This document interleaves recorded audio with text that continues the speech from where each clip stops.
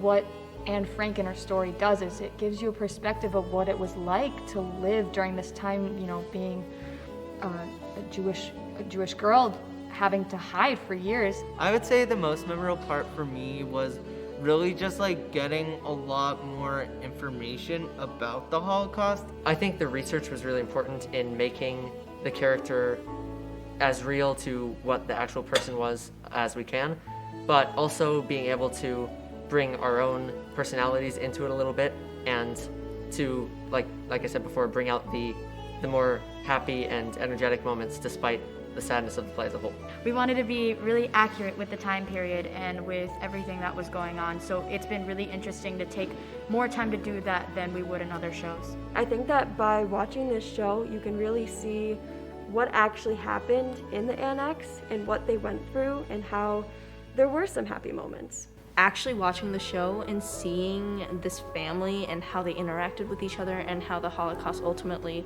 impacted them makes it so much more real.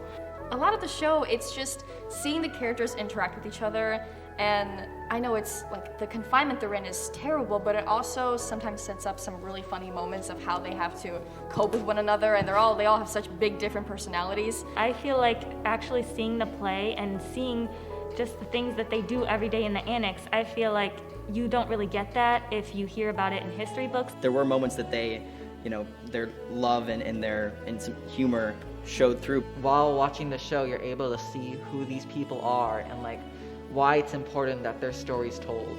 I think it'll allow people to see kind of this family and how even though in the worst of times they tried to make things better, and that's really anyone can do.